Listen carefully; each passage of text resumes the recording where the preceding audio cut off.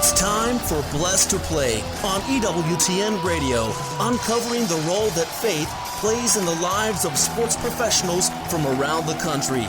And now, here's your host, Ron Meyer. Fire, score!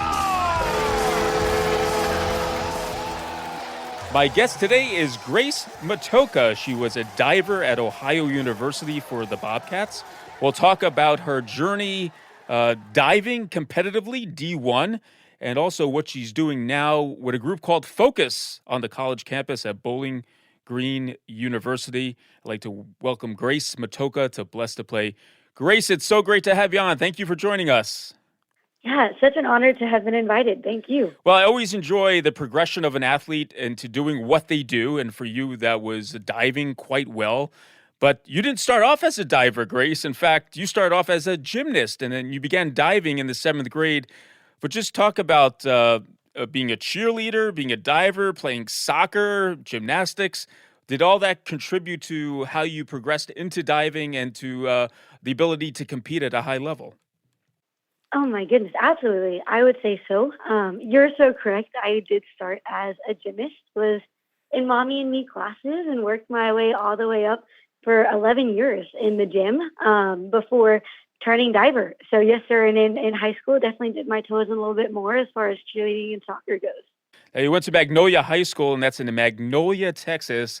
And Grace, that's a long ways away from Athens, Ohio. Tell us how you wound up getting to Ohio, seeing the school, talking to the coaching staff, I'm sure, and ultimately committing to go to Athens and dive for the Bobcats. Yes, it was a huge blessing, and God is so providential, and his plan is beautiful. But yeah, I went through high school diving, was the only diver at Magnolia West High School, and had a really fantastic time there with coaches, and also dove on the club team, Big Cat diving, and so was very, very blessed with the coaches that I had, but ended up getting an email from Coach Brittany Fisher at Ohio University, whom I was recruited by, and I was actually recruited during COVID, so didn't actually get to take an official visit, but my mom and I flew up and just kind of toured campus ourselves, didn't take an official tour or anything. Weren't allowed to during COVID, but yeah, fell in love with the campus. Well, that's interesting because, you know, going all the way away from home and you're going to go to Ohio and mom's not going to be around. Did you have a sense of peace about that? Were you a little bit scared? Tell us all these emotions that you were feeling before you actually signed on to swim for the Bobcats at Ohio University.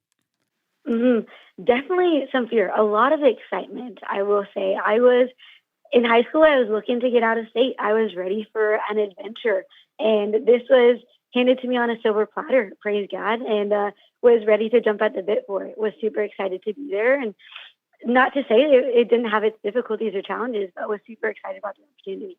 So, Grace, I'm thinking you don't have a fear of heights. The 1 meter board's not so bad, but then you're going up to the 3 meter board. When did you feel comfortable with the height part of diving? You know, a lot of the times I don't think you ever do, but you definitely get used to it. And every opportunity, every dive is an opportunity for a little bit more courage. But yeah, I think after you get that first one off every practice, you kind of can settle into that rhythm again and take a breath. But it's a blast getting to use springboard on both 1 and 3 meter. Blessed to Play, Ron Meyer. We're chatting today with Grace Matocha. She was a diver at Ohio University Division I, and now she's working on the college campus for a group called Focus at Bowling Green State University. And I understand you come from quite an athletic family. I think your brother played quarterback at Colorado School of Mines. So talk about your family dynamic and athletics within the Matocha household, if you will. Oh, happy to do so. One of my favorite topics my family is. And again, been very privileged to be in a household of 2 older brothers. Matthew is the oldest, John is the second oldest, and myself, Grace, and my little sister, Faith. And I've got to say, I am probably the least athletic out of all of that bunch, but my dad and mom also very athletic in their own right. My dad is from a small town, LaGrange, Texas, playing 3 sports in high school himself. Baseball, football, and basketball. And my oldest brother, baseball and football as well. John football in high school, and then actually had the opportunity to, like you mentioned, play at Colorado School of Mines, and had a huge, tremendous success there in the RMAC. Super proud of him. And my little sister, tennis, basketball, and yeah, thriving. So yes, sir. So who gave you the competitive athletic spirit? I mean, for you to compete at a high level, there's something in you that says, I want to compete. I want to be my best. Was there one individual in your family that kind of stoked that fire? Yeah, I think we are a Christian household, and so I think the father takes a huge lead in a lot of those roles, in the faith, in the sports, in the discipline. And so I would absolutely say he instilled that in us all early on, but that's not to say that the mother is not part of that mission. And so my mom also had a huge instrumental role, and just, how to live a program of Christian life well. And part of that is actually lived out really well and easily seen on the field or in the pool through athletics. So absolutely getting to be coached up well in discipline and work ethic as a gymnast, and continuing that on. Well, I want to talk about your career at Ohio University. We're going to dive a little bit deeper into that, if you will, pun intended. You competed in the MAC championships. You were named academic All-MAC, I believe, for 2 seasons. What were some of the highlights of your career diving and some of those meets that were most meaningful to you? That's a fabulous question. I would absolutely say some of the meets that are the most meaningful, the alumni meets, the green and white meets. So those meets at the beginning of the year, as well as the senior meet, I think both are kind of bookmarking. The first two, the alumni and the green and white, kind of bookmark the beginning of a season, a fresh start, a new team. We've got some fresh legs on the boards, and just a whole lot of excitement there. But also, I would be remiss without pointing out the opportunities we had to travel. We got to travel for my first time to New York to compete against Bowling Green, and we competed at Kentucky. And just the opportunities that we get as a team to build that culture and have those good conversations and that relationship on the road as well. Blessed to play Ron Meyer. We're chatting once again with Grace Matocha. She was a diver at Ohio University for the Bobcats. And Grace, I've interviewed a few swimmers, actually, and they tell me that they had to get in the pool like at 5 in the morning, and that's an early, get wet, go to practice. Was that the same for the diving component there at Ohio University?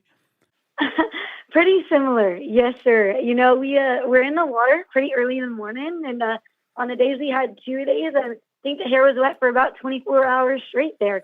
But again, a huge blessing and an absolute fun time. But the swimmers, being on a swim and dive team, our workouts are quite different, to be honest. I would not call myself a swimmer.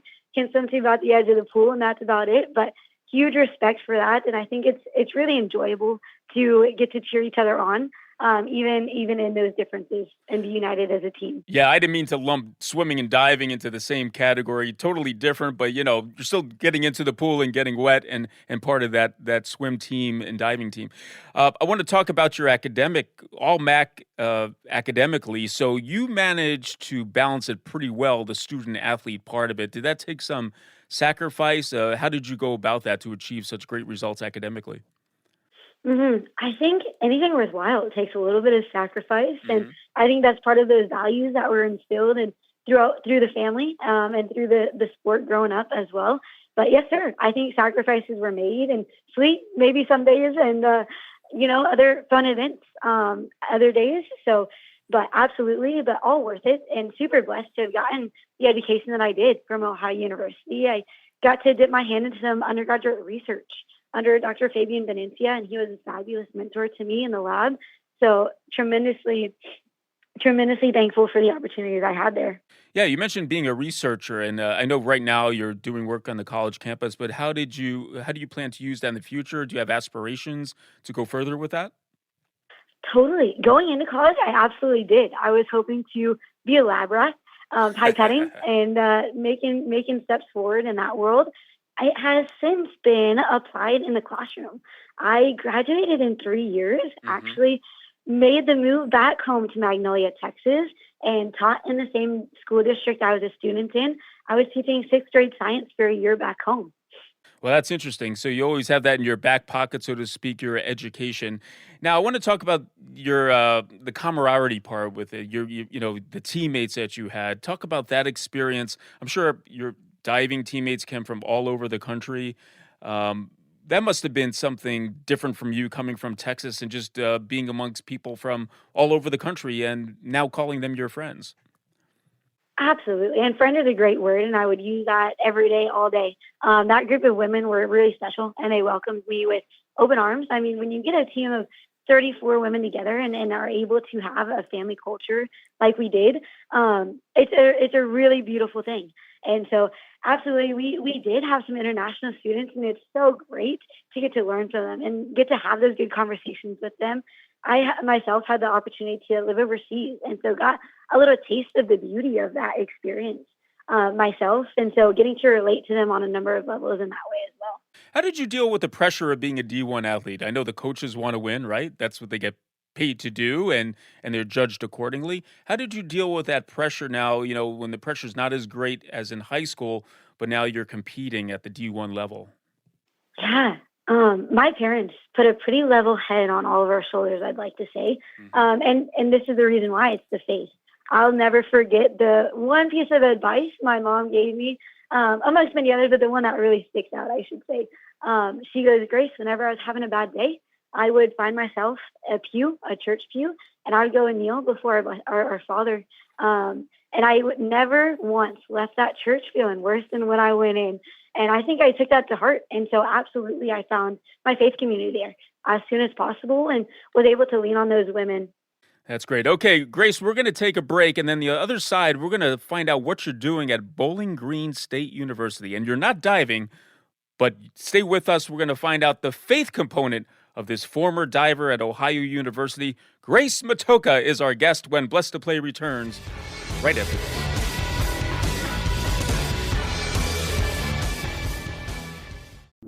This is a Pro-Life Minute with doctors Stephen and Gracie Christie. Here's a pro-choice argument that always makes me cringe.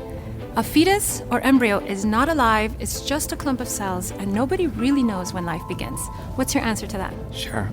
Whether or not something is alive is not a matter of philosophy or religion or politics or personal introspection. What is alive or living is a purely scientific question that science has fully settled, and it's spelled out in nearly every embryology and biology textbook used in just about every medical school the world over.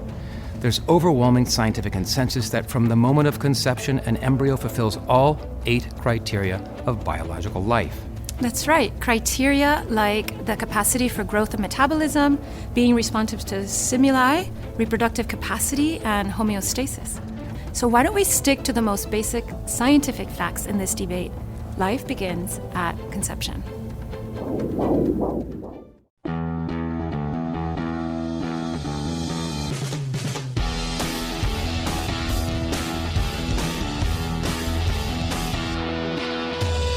Welcome back to Blessed to Play. Ron Meyer joined today by Grace Matocha.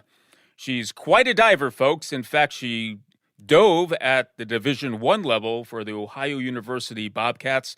She talked about her wonderful career competing in the MAC, where she was also an academic, all MAC academically as well. So she applied herself in the classroom. And she has a strong faith.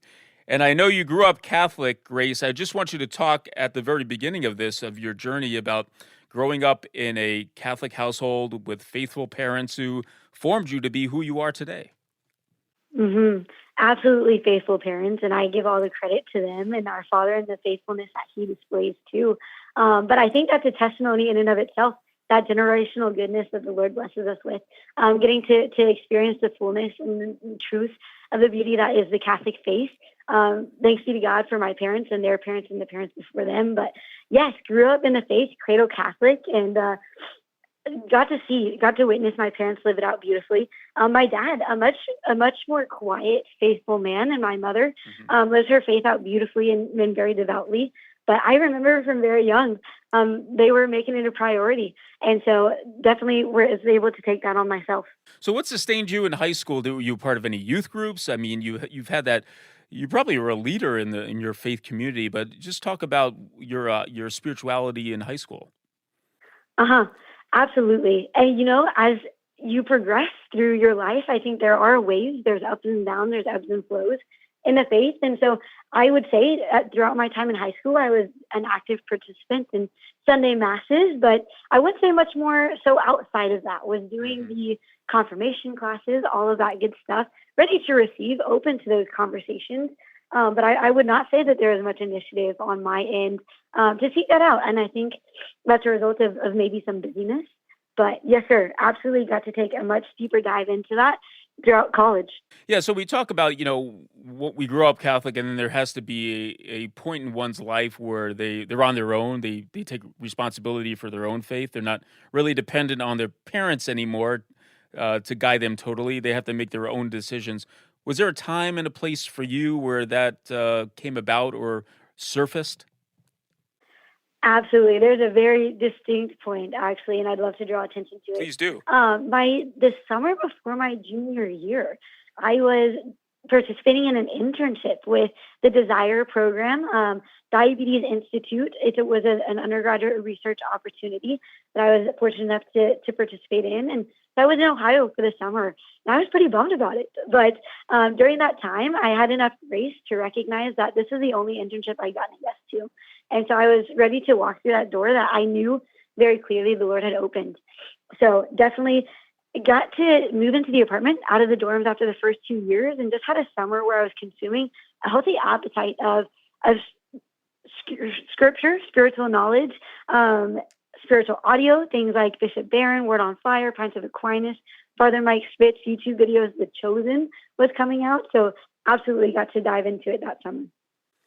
Blessed to play Ron Meyer. We're chatting today with Grace Matocha. She was a former diver at Ohio University, and she's now working at Bowling Green University for a group called Focus, the Fellowship of Catholic University Students. Okay, Grace, so you graduated from Ohio University. Researching was your discipline, your academic discipline, but you decided to not go in the traditional workforce, but join on with a group called Focus that I just mentioned. Tell us how that came to fruition. Absolutely. Very much a God thing in God's timing. Graduated in the 3 years, was actually applying to become a teacher as well as a researcher. Ended up taking the teaching position and taught for a year back home. And I think that really helped in my discernment to become a missionary. Because you're in the classroom, and I think you see the hurt. I think you see the need in these students. I was teaching sixth grade. So even at the age of 11 and 12, you're seeing, just that ache and the God-sized hole in their heart. And so I felt myself up against that line wanting to have those conversations and give them the one thing that I knew they needed. And so what better way than to become a missionary and get to share that very explicitly? My faith has always played a big role, and definitely living out that life of witness in the classroom. But now to be able to provide a proclamation of where that follows is a huge gift. Now, you're at Bowling Green University, which is Division I, II sports. Are you able to talk with other athletes, Division I athletes on campus about faith? Yes, sir. That is the mission. That is the goal. I have been assigned to be a varsity Catholic missionary. So I'm actually ours is specifically to student athletes, and I've been fortunate enough to encounter a number of them here on campus now. Bowling Green is also in the MAC, funny enough, and so we are back in the same conference. I was fortunate enough to actually dive with a couple of the women that I'll be walking with in the faith here soon. And yes, sir, absolutely getting to have those conversations with athletes here at Bowling Green State University. What are some of the challenges of athletes in keeping their spirituality in check once they go to away from home on a Division I campus? Yeah, I would say, and I can speak from personal experience too, the number one challenge is time. I think our culture and our society really pushes this idea of busyness and productivity and self-reliance and this doing mentality. And I think it's really difficult as a student athlete to be able to switch into that being mentality where you just get to sit and rest in your identity as daughter or son of Christ in his presence. And so absolutely the time, it's a battle of time. It's a battle for attention. Yes, sir. So what are some of the things that you do to draw athletes? And do you have a Bible study, or where's the invitation, and how do you get them to, how do you get their ears, so to speak, so you could talk to them about what you're trying to achieve as far as faith goes? Definitely. A lot of the times these invitations look like things first, like a student athlete bags and barbecue event. So we cooked some barbecue and had some cornhole set up, and we were playing, inviting student athletes to that event, and letting them know that this is a time and a space for them to share in fellowship with one another in the faith in that context. Other invitations, you're exactly right. A major component of our work is Bible studies and what we call discipleship. So we have two forms of discipleship: growing disciples and commissioned disciples. The growing is this idea of personal formation. So learning the program of Christian living. This is the idea of Acts 2:42, and the commissioned disciples, where we have now equipped them with the tools to become missionary disciples in their own regard, and we are sending them off to start their own Bible studies and lead others in the faith, which is just an exciting thing to think about. So the secular college campus, I'm thinking there's so many different groups, so many different faith groups, right? And there's like a competing type of environment, especially for those who are searching and seeking. How do you go about it the Catholic way? Mm. I think the Catholic way is the way of love, and it's the little way, loving in the little things. I think we have a master, Christ, that has modeled this perfectly for us. And I think it starts with meeting them on their turf. So going to their events, letting them know that, hey, this sport that you value very much, I actually value it for you as well. But I want you to know that too, I value you more. And so just that offering of love and authentic friendship, which unfortunately is something that's become so rare in today's society. Taking them out for coffee and not checking your phone for maybe the 45-minute, 10-hour-long conversation, something like that. Letting them know that, yeah, not always how is practice, how is the meet, but how are you? What does your prayer look like? How can I be praying for you? Those are a little bit more intimate, deeper questions. You know, one of the things that on the college campus, it's such a great time also for young people because they're looking to grow, they're looking to be fit into the world, so to speak, and you're catching them at that time when they're going away from home and being with Varsity Catholic, you're an athlete, so you have that experience to build on as well. So that must be very gratifying. I want to talk about your plans. Post being a missionary is it tough to do what you're doing now on the faith side and then to perhaps branch out into a secular civil job in years to come? That's a great question. And I really do believe that we are all called to be missionary disciples. I love what you are doing with your show. And I think that you are a missionary in your own right. You are spreading how God has worked very intimately in the lives of these people that you interview. I hope my dad, he's an engineer. I hope he's on mission to his mission partners in the way that he lives. He converses with them. There should be this distinction where people recognizing like, oh, there's something unique about the way that Grace does this throughout her day, even in the mundane. And so that witness, I think, is huge. But to answer your question a little bit more clearly, I feel very blessed to have this opportunity, and we are committed for at least 2 years. But I don't think it ever stops. It would be my answer. We're chatting today with Grace Matocha, a former diver at Ohio University, now working at Bowling Green University for the Fellowship of Catholic University students. And she's making an impact, encouraging athletes in their spiritual life and reaching out to them in the various ways that she discussed. Now, Grace, Bowling Green is going to play Ohio in the MAC, and I got to ask you, it might be a football game, it might be a dive meet. Where does your allegiance lie? Oh, goodness, you're going to get me in trouble on this one.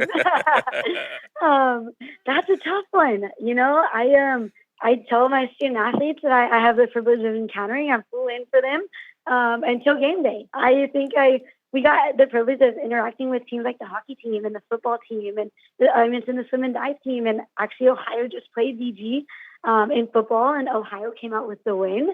But yeah, for hockey, I still have an OU hockey jersey.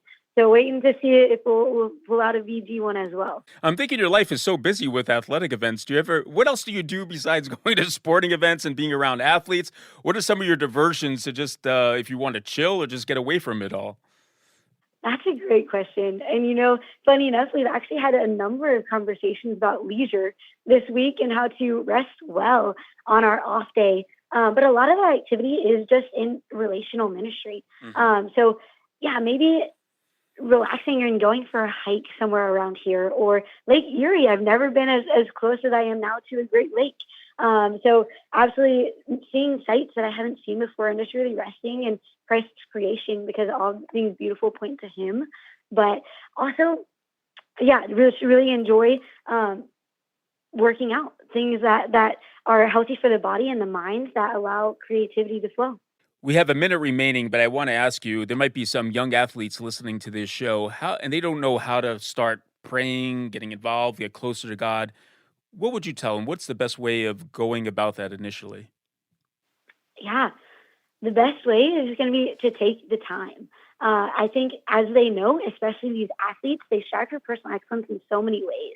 And so to commit that same discipline to prayer, whether it be starting with 10 minutes up to 15, up to 30, showing up.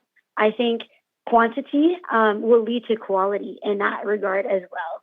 And so the Lord does a lot of the heavy lifting. You just have to trust and put your faith in him, that he's working in your heart the way he so desires. Grace, your favorite saint? Gosh, good question. My favorite saint, my patron saint is Saint Joan of Arc. Mm-hmm. I'll go with Saint Joan of Arc. Has been a huge inspiration to myself. Well, that's great. Well, Grace Matocha has been our guest, quite an athlete, folks. A diver at Ohio University for the Bobcats. Graduated in 3 years. She did well in the classroom. And now she's at Bowling Green University for the Fellowship of Catholic University Students, making an impact with athletes, guiding them spiritually on that college campus. Grace, thank you for the time, for telling you about your journey, your faith journey, your athletic journey, and for sharing that with our audience right here on Blessed to Play. Thank you so much for the opportunity. It was a pleasure. Hey, Blessed to Play fans, check us out on the web at blessedtoplay.com. That's blessed2play.com. You can like us on Facebook and hit us up on the platform X at Blessed to Play. For Grace Matocha, I'm Ron Meyer. We'll catch you next time right here on Blessed to Play. You've been listening to Blessed to Play with host Ron Meyer on the EWTN Global Catholic Network. If you have a question or comment about today's show, feel free to email us at info@blessedtoplay.com. That's blessed, 2play.com. You can also connect with the show on the web at www.blessedtoplay.com. Again, that's blessed, 2play.com. Join us again next time for Blessed to Play on the EWTN Global Catholic Network.